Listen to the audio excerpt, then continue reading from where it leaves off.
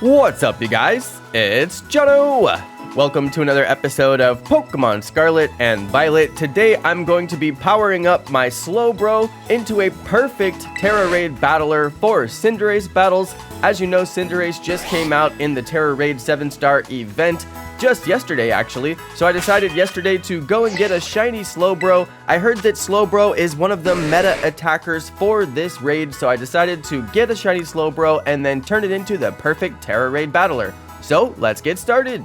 First off, it's worth noting that my Slowbro is a Psychic Tera type, which is the Tera type that you want to get for this particular Cinderace battle. There's a lot of guides online, and they all have different movesets and different Tera types and all kinds of differing information, and I really didn't like a lot of the builds online, so I'm going to go my own direction. I've already done a Cinderace battle, and I will show that battle at the end of the video using this build that I'm about to build, and it does work very well. The first thing we want to do, of course, is get Slowbro up to level 100. You should have a nice stockpile of large candies and extra large candies and rare candies, so go ahead and use those to get up to level 100. We are going to change the moves, but we're not going to change the ability. Slowbro should come with the Obilivious Ability, and that is the correct ability. If you don't have that ability, it's only got a couple other abilities to choose from, and one of them is a hidden ability, and you won't want to use that one. So go ahead and just use an ability capsule and make sure it's got the Oblivious Ability. I'm also going to change the nature to Modest, which is going to maximize my special attack while reducing my attack, which is fine because we are a special attacker.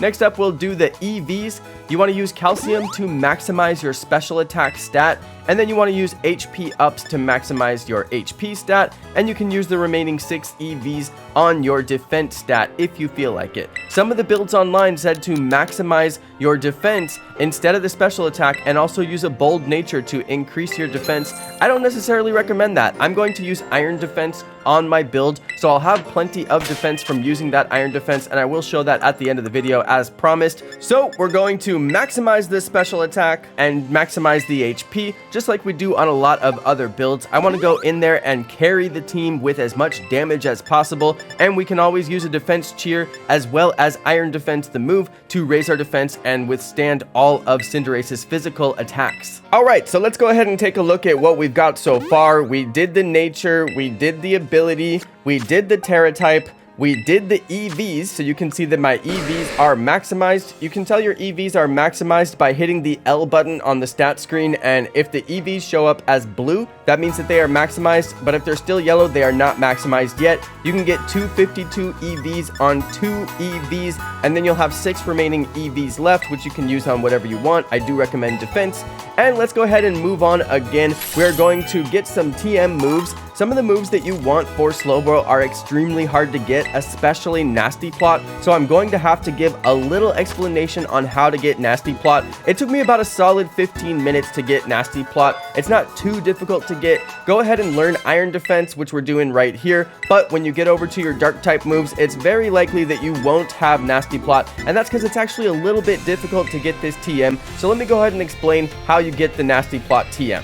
Okay, so the process to get the Nasty Plot TM requires going back to school. You're going to have to get all 4 legendary Pokemon by getting the Ominous Stakes. You're also going to have to complete the entire history course all the way up to the final, and then you're going to have to track down the history teacher in the staff room, and once you track her down in the staff room, she will move to the entrance near the library, and you're gonna have to talk to her a whole bunch of times, like really a lot of times, and eventually once you finish talking to her, you've got all 4 of the legendaries, you finish the history, and you talk to her a whole bunch of times, she will give you the Nasty Plot TM, as you can see here. Again, this took me about 15 minutes. I had to sit down and finish the entire history course. Of course, I've already got the 4 legendary Pokemon, so thank goodness for that. Otherwise, it could take you a really long time to get this Nasty Plot TM, and unfortunately, this is the only place that I could find online where you can get this TM, so you do need to go through this process if you want to get Nasty Plot. So it looks like you're going back to school, and you may need to go and catch all 4 legendary Pokemon as well.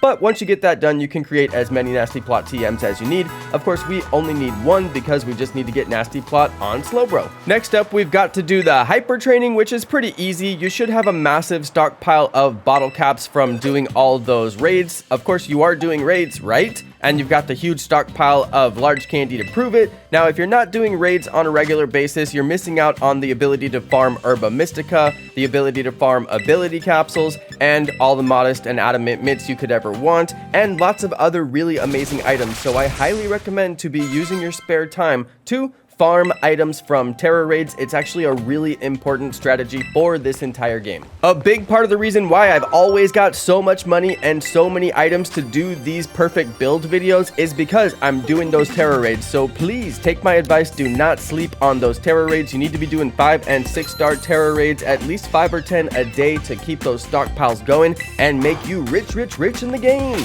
So next up, we are going to buy a shell bell. A lot of the build guides that I found online said to use different items like the leftovers, but I really like the shell bell instead of the leftovers. It does give you a massive amount of health, and I'm going to use that shell bell instead of using the move slack off. Now, the move slack off is really important for this build because you can get half of your health back, and Cinderace is going to do a ton of damage. But if you're working your iron defense correctly, you shouldn't take a massive amount of damage. You may need to heal once or twice during the Cinderace battle. However, you probably won't need slack off.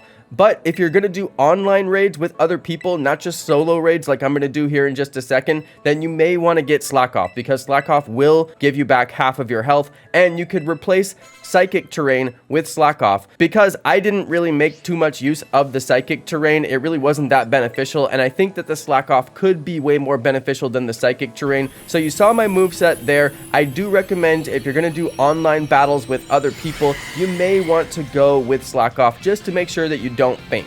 Okay, so the moveset that you basically want to have is iron defense, nasty plot, stored power, and slack off. So stored power is your attack. The rest of it is just setting up for success. You want to have iron defense to raise your defense, and you'll want to do that immediately once you get into battle, because Cinderace really will do a chunk of damage against you.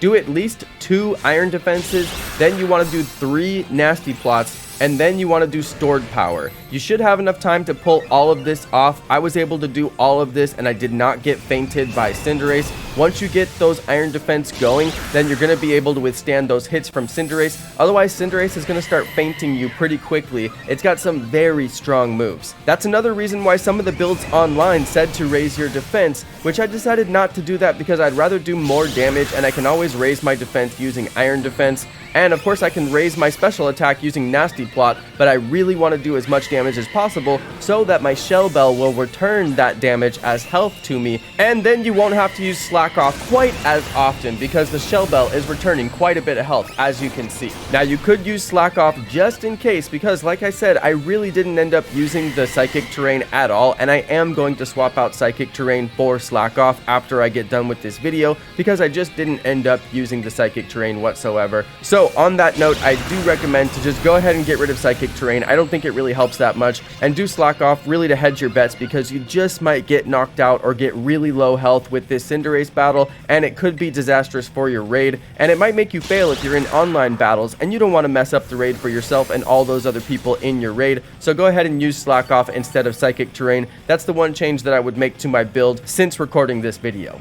Alright, so it's worth mentioning that if you do solo raids against Cinderace, it is a massive difference versus doing online raids, and there is a slight change in your build. You probably won't need slack off whatsoever, like I didn't need it here, if you're just doing solo raids, and you won't find the raid too challenging. That's because the 3 other Pokemon on your team, when they get knocked out, it does not have any effect on your timer, and that's why I'm able to beat this raid so easily. However, if you go to online raids and you have 3 other people on your team, as they get knocked out, it will reduce the timer, and of course it makes the difficulty of the raid go way up. So I do highly recommend to farm these raids on your own without other online players. However, I like the challenge of playing online, and I pretty much always play online. So I am going to be playing online on my live stream. I want to carry my live stream viewers to get their own Cinderace. So if you guys are looking to get a Cinderace but you haven't beat the game yet, definitely watch for my live stream. I will be carrying live stream viewers to get a Cinderace. So please do watch out for that live stream, and make sure you get a Slowbro and use this video to build up your Slowbro. Just in case you do want to get in my raids, you need to have a decent Pokemon, or we're all going to get knocked out and we won't be able to complete the raid, and I won't be able to carry you to your free Cinderace.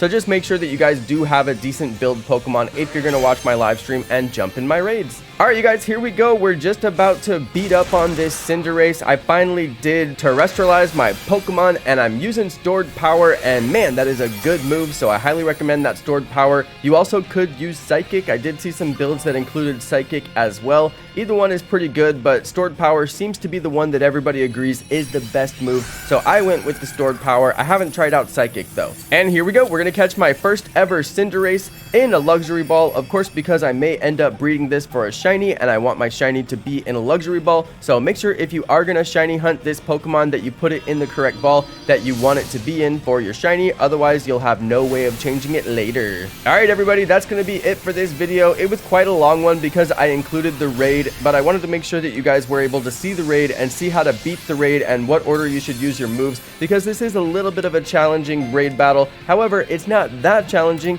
if you've got this perfect Slowbro. I want to say thanks everybody for watching. I hope you guys enjoyed this video and found it useful. Thank you to my amazing subscribers, and peace!